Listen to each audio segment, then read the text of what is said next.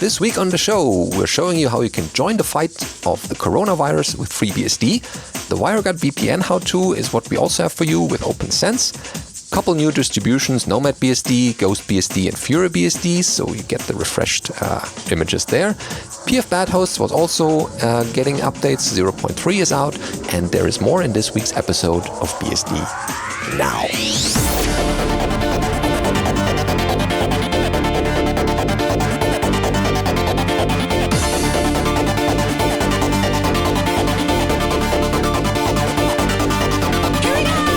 BSD Now, episode 343, FreeBSD Corona Fight, recorded for the 25th of March 2019.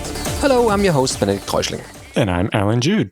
Welcome to Home Office Nation, everyone. Hope you're all staying home. And we'd like to give your home stay a little bit, refreshment or pleasure as you would have it with our weekly episode of BSD Now here. And remember, the Microsoft Assistant is not called Corona. It's something else. Going to the headlines this week, we have Fighting the Coronavirus with FreeBSD. And if you think that is clickbaity, well, a little bit. So over on Alexander Leidinger's blog, he's got a little how-to on how to run folding at home on FreeBSD. And they're slightly involved set of steps, but since he posted this a few days ago, somebody has created a port, so you can just package install linux-folding at home, and you will get the Linux binary of folding at home running on FreeBSD, and then you can use the configuration to decide what percentage of your resources you want to give to the project, or you could pick a different project if you didn't want to do the SARS-CoV-2 folding or whatever, but you can use the information here to get set up and have your FreeBSD computers contribute to folding at home. Do you know if there's a group where people can contribute like their CPU power? I know that folding at home used to have the concept of like teams where all the people doing it on FreeBSD could put their resources together so that we would show up on a leaderboard or something.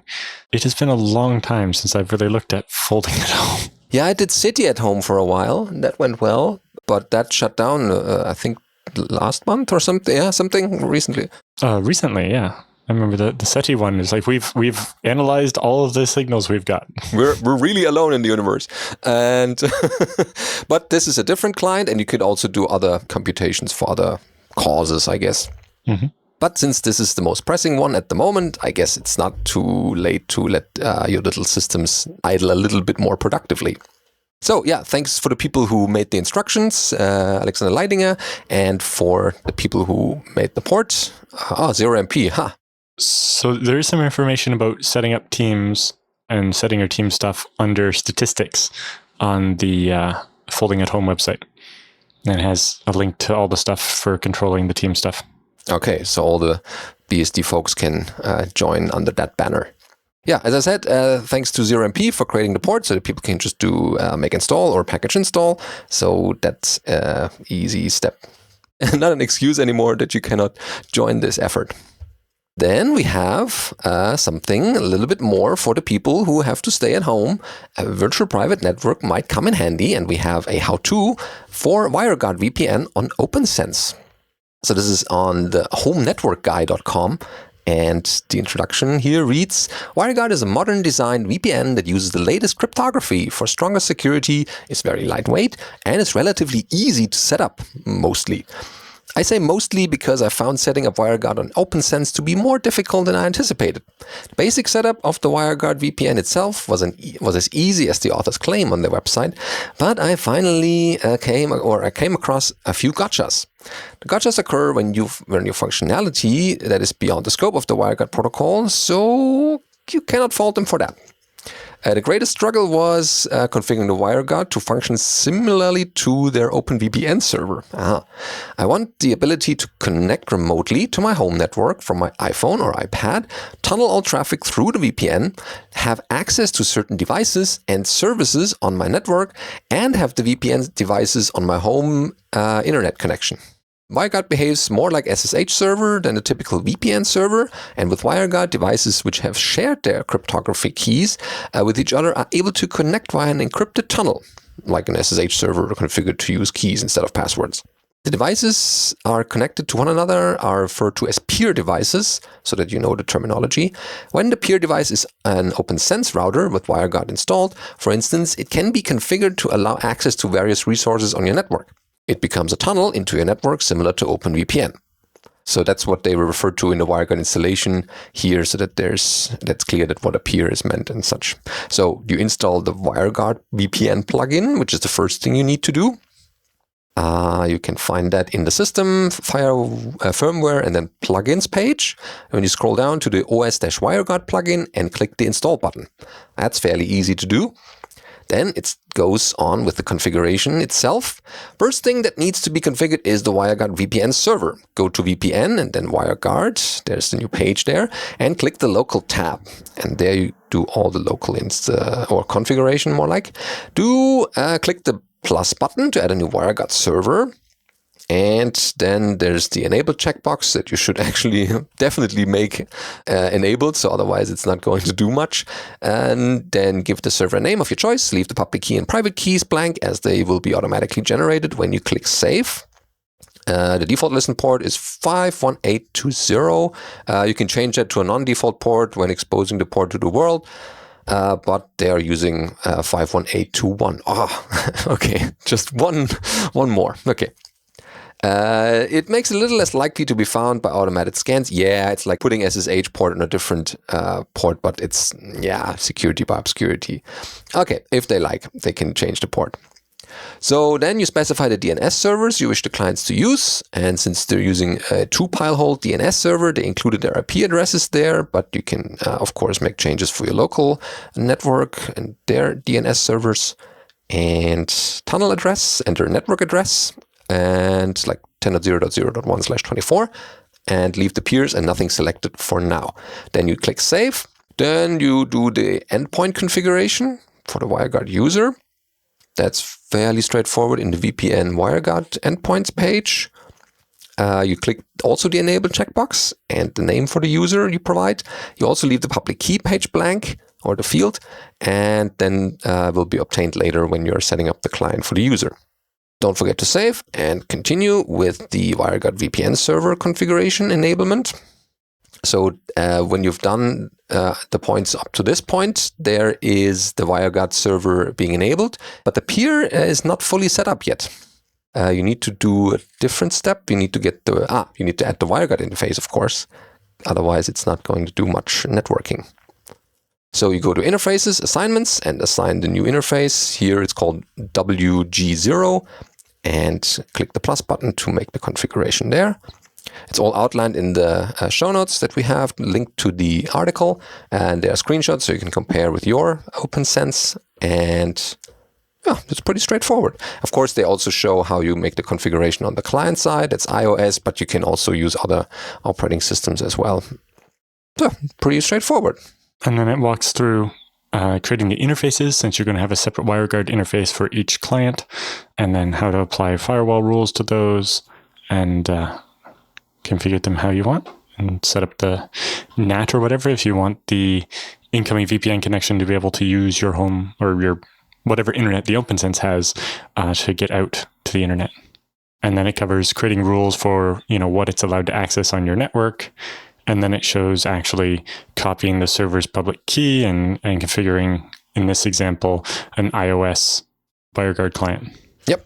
And then you have a secured network that no one else can listen into. Very cool. Very straightforward. And WireGuard is fairly common these days, or fairly popular as well. And hopefully soon, actually, there will be a kernel native driver for it in FreeBSD. That's what people have been asked. Although the Go userland one works very well at the moment. Like, unless you're pushing a gigabit across your VPN all the time, it's probably fine. Yeah, the kernel one will have more capacity this way, but it needs a bit more time to be ripe for the masses. I guess the development of VPNs and other software like this with all the home offices nowadays will accelerate. That's just my prediction. Yes, well, I'm guessing, having that news last week might have been useful to a bunch of people that suddenly needed to set up extra VPNs. Yeah, on the spot. Yeah, definitely. But now you know it, and maybe you can change your current configuration without being completely disconnected.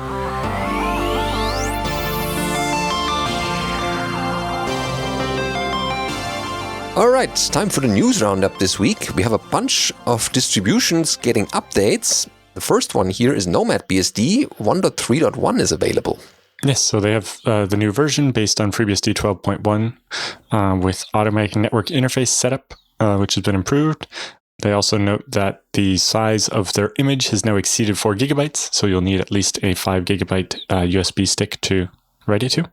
And now that the image is larger, they've also switched their default mail client from Claws to Thunderbird, since, if we're going over 4 gigs, we might as well go all the way. The NomadBSD setup now locks all kernel module packages to prevent users from running into problems when upgrading their packages. And they've also added a graphical tool for modifying user accounts, the CHUSR tool. And they've added NomadBSD sysinfo, which is useful for gathering information about your system, especially if you're going to report bugs and so on. Ah, good. So the developers know about them. Well, and so they can know more about your machine and gather all the information that's often very technical, and even I can't read some of it. Another note they have here is they've launched a forum. So if you're interested in NomadBSD, they have quite a few posts already. Ah, good. So that people can exchange experiences and problems and solve them. Yeah, I see somebody's here where they used a USB and they were able to install on their desktop just fine, but when they tried to install on their laptop, they were running into issues. And you can see, what they did to solve that and so on. Yeah, NomadBSD is a fairly new distribution on the BSD Sky, but they have all the things you need, handbooks, and a good way of providing feedback to the developers. Okay, that was NomadBSD. Next up is GhostBSD. They have their 20.02 release available, and we have a link to the announcement. Eric BSD writes in the announcement that he's happy to announce the availability of GhostBSD 20.02.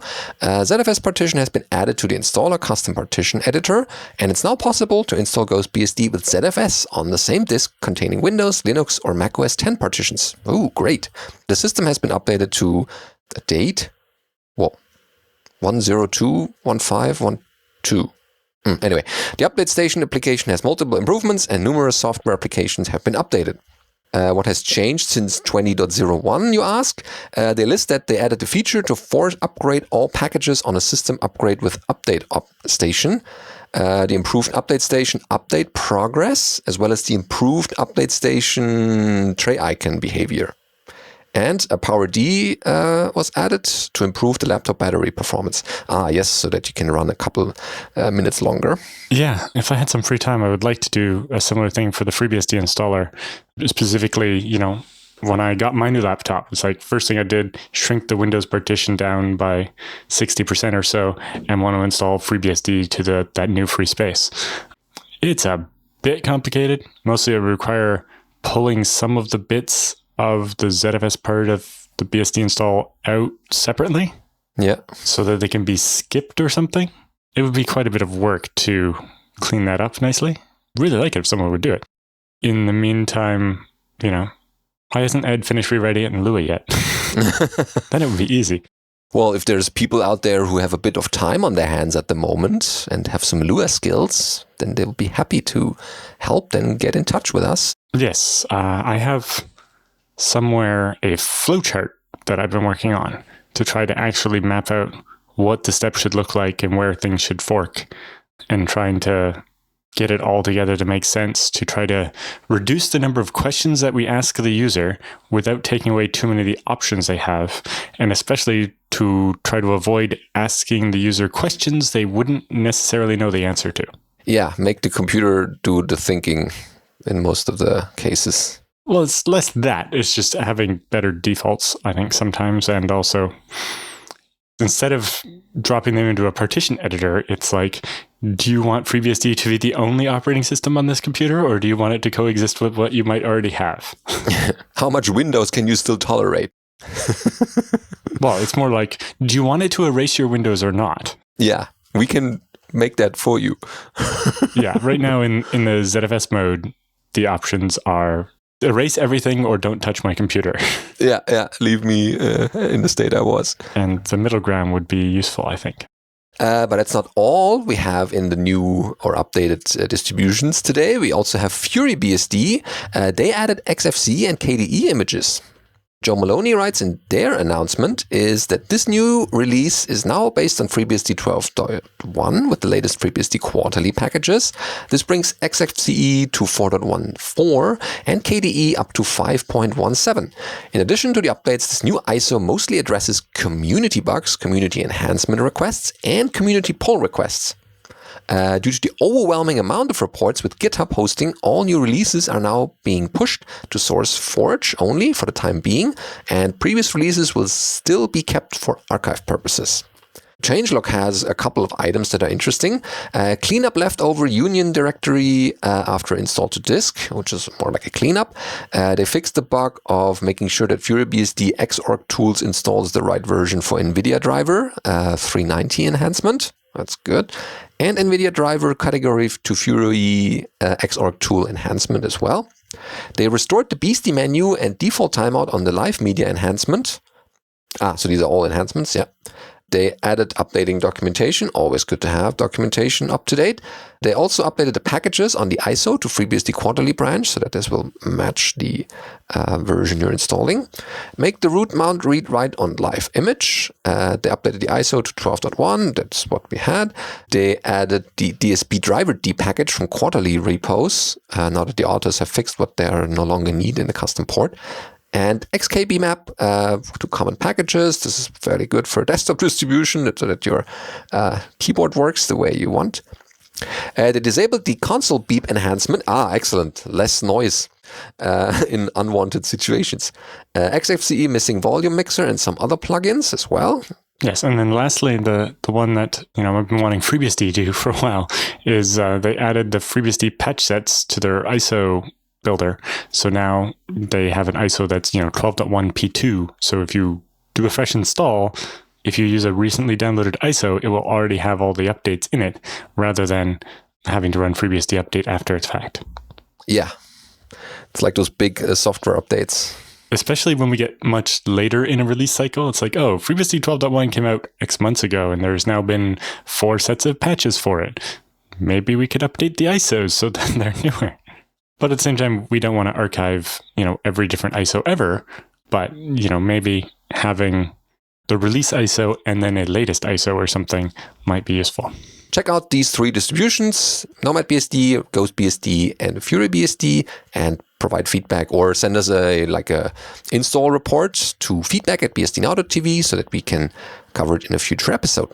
Then we have an update of pf-badhost 0.3, which is stop the evildoers in their tracks.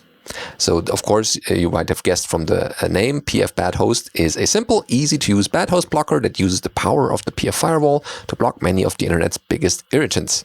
It's nice that they say irritants. Annoyances such as SSH and SMTP brute forces are largely eliminated. Showdown scans and bots looking for web servers to abuse are stopped dead in their tracks. When used to filter outbound traffic, pf-badhost blocks many seedy, spooky malware containing and/or compromised web hosts. Excellent. Filtering performance is exceptional as the bad host list is stored in a pf table. To quote the OpenBSD FAQ page regarding tables, the lookup time on a table holding 50,000 addresses is only slightly more than for one holding 50 addresses. Okay. pf-badhost is simple and powerful. The block lists are pulled from quality, trusted sources. The firewall, emerging threats, and binary defense block lists are used as they are popular, regularly updated lists on the internet's most egregious offenders. The pf-badhost's shell scripts can easily be expanded to use additional or alternative block lists, as well as setting custom rules so that you can block your neighbors using your Netflix. pf-badhost works best when used in conjunction with unbound-adblock for the ultimate bad host blocking. This version makes a number of important improvements. The big name feature for this release is subnet aggregation. Read aggregation, not aggression.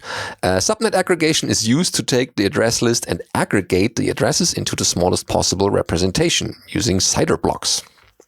Okay, here for example, 2/24 CIDR blocks could be merged into a /23. Sequential addresses could be merged into a /31 or a /30, etc. Or a /24 could be eliminated entirely if it overlaps with a /20 somewhere else in the list, thus removing duplicate entries, and so less to parse for the rule set. This provides maximum lookup efficiency while maximizing memory usage. And depending on the block list you have, you could have anywhere between 10 and 35% overhead reduction by enabling this feature.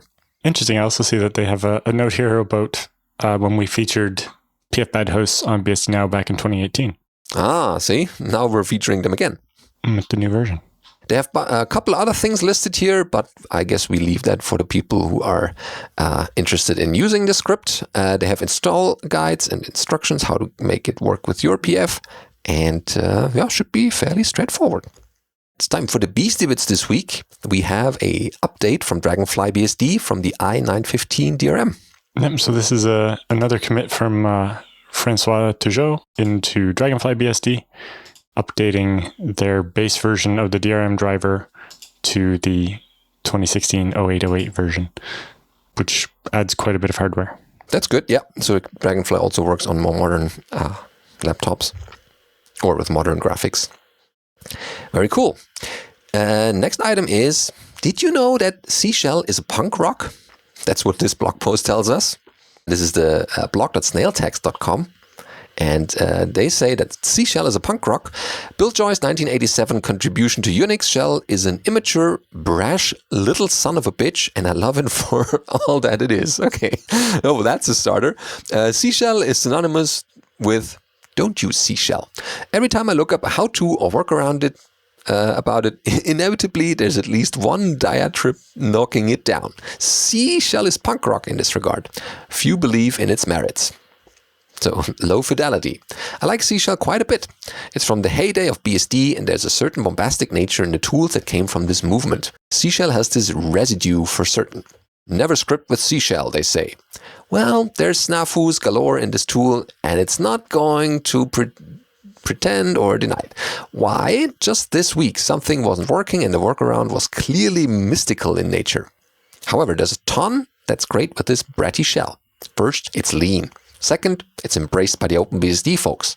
Third, it has arrays. Hell yeah. Fourth is scripts can start with the hash character only. Okay.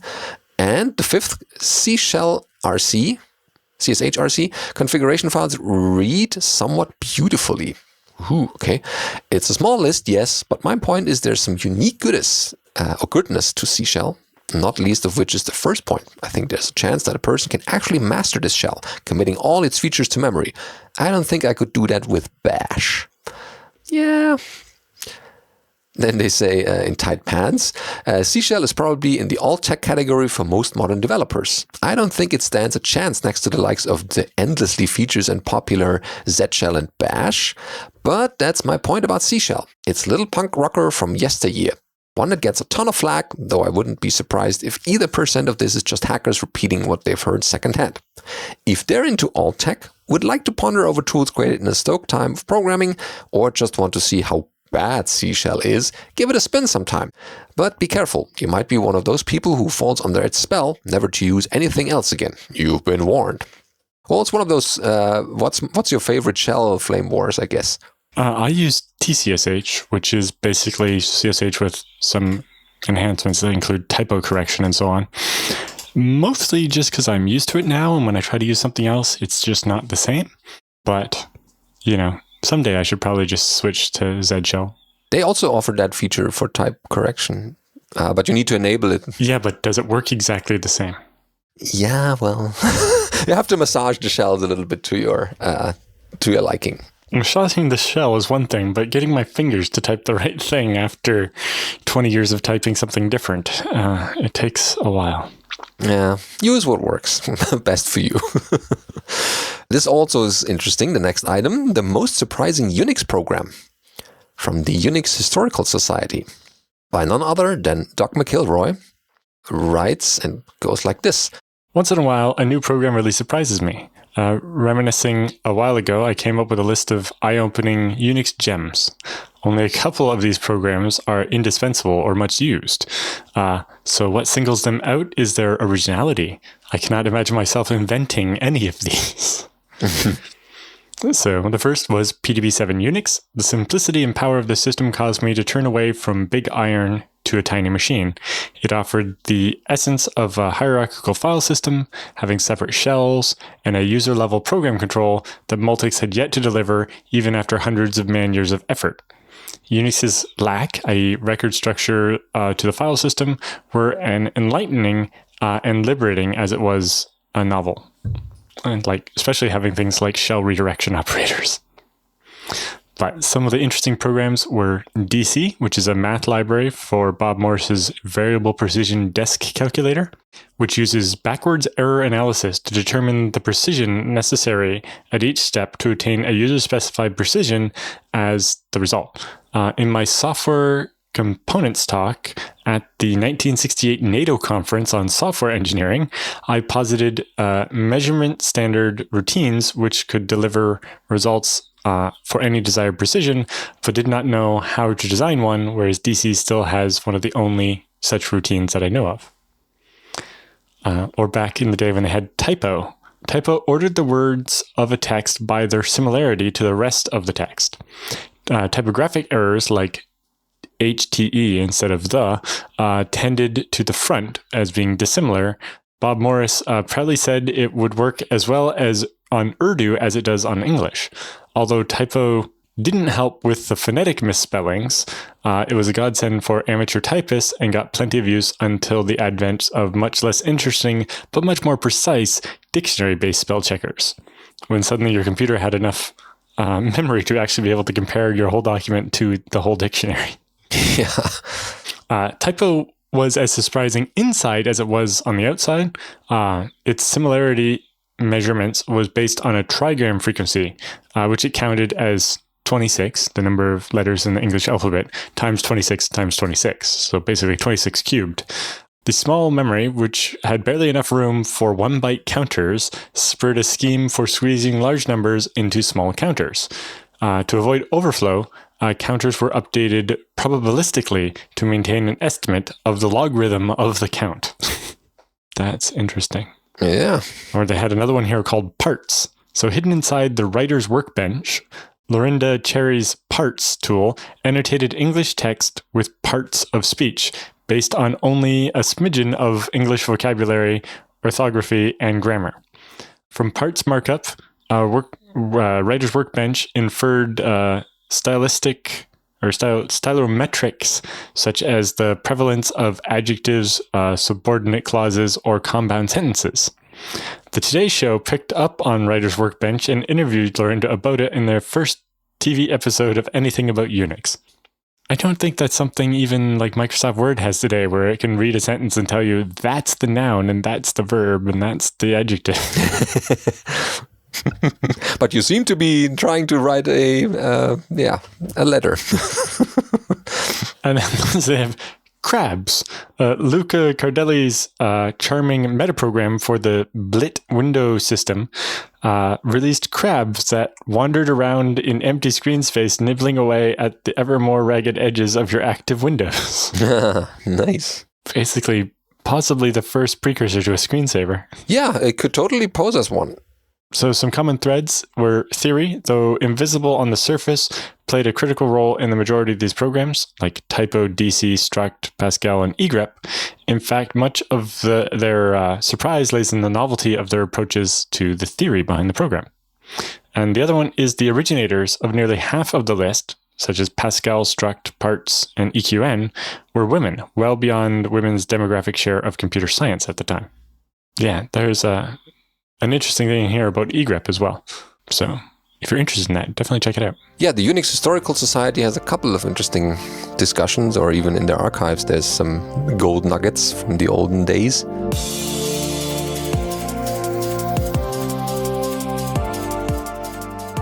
That is now the space for your feedback and questions. We have gotten a couple of them since we started our regular, please send us more feedback to feedback@bsdnow.tv, so thanks for that. But keep them coming, it's definitely a good time to send us more. The first that we have this week is from Master1. Torn between OpenBSD and FreeBSD, that's what I have posted on Reddit about 2 weeks ago, and I've received some feedback from both sides. The posts were sent to /r OpenBSD and /r FreeBSD so that both groups could discuss the same topic. So it's not spamming, it's different audiences. hopefully there's a bit of overlap. So like looking at the OpenBSD one, I think the top rated comment is about checking the hardware compatibility to make sure, the first thing to, if you're going to pick one of these, is make sure that all the ones you're going to compare between actually work. And he notes that it's the same model that Peter Hanstein wrote his blog post about. So he knows it definitely works on OpenBSD and it works on FreeBSD as well.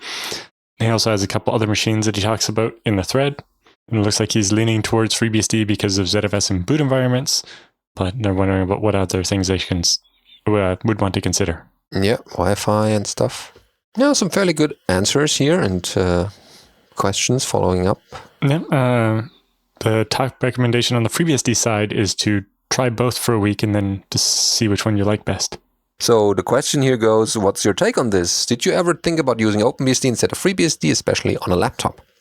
So I didn't, but I dabbled in OpenBSD only briefly, so I should probably do a test install in a VM now that I have a bit more time on my hands for various reasons. For me, it's just I know FreeBSD so well that, all my laptops have FreeBSD on them, and I don't generally have trouble with it. But I can understand how other people might.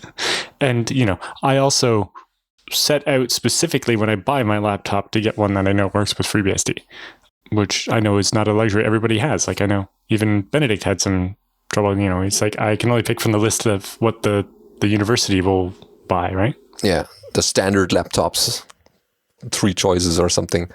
But yeah, the ones that they had are both well supported in the BSDs. So yeah, that's not the question. But if you're starting out with the BSDs and don't know both or any of them, then it's kind of like, okay, I have to learn anyway. So you start with one and see how far you get, and then pick the other and see how far you then get, or how long you can work with these.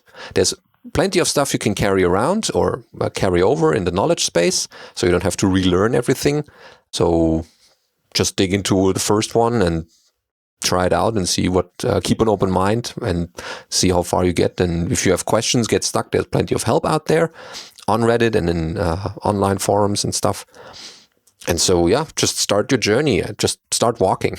But yeah, I think that the best advice is actually to give each a try for a week or something and then decide, because no one can decide what you like better. Yeah, it depends also on the use case. If you have a laptop, then it's a different beast than if you run a server. So there might be a different choice if you are having other needs, or if your needs change and you say, oh, okay, it's good for the laptop, but for the server, I need the other operating system. Good. So thanks for that question. And the next is Brad, which writing us about a follow-up to Linus's ZFS story. Ah, yes, that went around a bit. I remember this one. So just for reference, he listed the ZFS statement from Linus Torvalds that probably many people have heard about, but if you don't, here's the reference. And Brad writes, I don't have an issue with this wanting to protect the kernel, but I have been discussing this with another podcast. And the 3 points that I took issue with is A, Linus's misinformation about ZFS. Okay. Well, so the first thing there is it can come down to the fact that there are more than one ZFS, right? There's Oracle ZFS and then there's OpenZFS. Now, Oracle ZFS is not as completely abandoned as Linus made it sound, but much closer to it than OpenZFS, which is not abandoned at all, obviously. Yeah, that might be a thing that they didn't know which ZFS version they were referring to. Then B, Greg Kroah-Hartman's obvious hatred for ZFS. Yes, that's a thing. I don't think anybody's going to change that. Yeah, so here we go. And Z, the false dichotomy he set up about ZFS and Oracle suing over it, but doesn't say a word about BetterFS, which was developed by Oracle, whereas ZFS was inherited in the purchase of Sun. Right, but BTRFS is GPL licensed and ZFS is not. So there's already this. They are different. There's not a similarity between them. Yeah, other than maybe some similarities in the design or the features that they have. Continuing, by the way, glad to hear you come out of the shadows and appear on the show, JT. Ah, yes, see, we should do that again. Yes, let's have him do that again soon. Then the update here. I was corrected by the author of the article about the license of BetterFS here per Jim Salter. But you're off on BetterFS. The founding developer is Chris Mason. And although he was working at Oracle when he founded it, it was specifically founded at his own or as his own and not Oracle's. Oracle has no ownership in it. And when Chris left for Facebook, he took ownership of the project with him. And it doesn't belong to Facebook either, although they're using it increasingly, if necessarily, very cautiously due to its tendency to blow up. Oops. I just wanted to make that clarification. Yeah, good to know. And again, because BTRFS is GPL licensed specifically, so it could be integrated into the Linux kernel, is what makes it different than ZFS, which has a different license, which, depending on your interpretation or your lawyer's interpretation, either can or cannot be integrated into Linux. Well, it could never be integrated source code-wise into Linux code base, but whether or not it's okay to load the module and ship that, Linus and many other people believe not, and Ubuntu believes they can. And I think the pre-release of 20.04 of Ubuntu with ZFS integrated is starting to ship now. I think it's leaked, even though, it's not supposed to come out till April, but as of March 25th, I've seen a lot of people talking about it. Yeah, the line in the sand is there, or the writing's on the wall. So yeah, when it's going out, then we'll probably have a look at it or see what the features are that they have and how well it compares to other ZFS. How, making imports of pools and stuff. But this is veering off a bit far from the mail here. Definitely thanks for that follow-up. We'll see how this goes. Maybe he will say, oh, ZFS isn't such a bad thing after all. We'll see. The last and third one is Felipe with a call for Portuguese BSD user groups. We covered a couple of user groups recently, so this is a good follow-up to this one. Writes like this: Hi, BSD crew. In September, will be done in Sintra, which is in Portugal, an event to celebrate the Software Freedom Day. So far we're only penguins, but we also would like to invite at least the Portuguese BSDs, but we cannot find active BSD user groups in Portugal. Do you know if there are some? So everyone come out of the hiding. Yeah, I know there are a couple of BSD users in Portugal, so they should definitely check this out. As far as user groups, I don't know. But now's probably not the time to start one. Yeah, or only remote and not meeting in person. But yeah, keep this starting online, and then when the situation is better, then you meet online. Not online. Well, you can meet online, of course, but then you do it in the meet space. Speaking of that, actually, the Hamilton BSD user group, we don't have everything sorted out yet, but obviously our meeting that was planned for April 14th will be an online meeting. I imagine it'll just be a Zoom thing, and we can get a bunch of people together and hang out. And it might actually allow us to get people from much further away that didn't normally be able to come to join into our discussion. Yeah, the wider Hamilton. We're still getting it all coordinated. So look for an announcement on the episode that comes out the week before that. And basically just keep refreshing the website, and eventually I'll put something there. It will appear, yeah. That pretty much wraps up this episode. So thanks everyone for writing in and sending us stories and articles that we can cover. And stay home, of course. And then you can listen to us next week again. Stay safe, and we'll talk to you next week.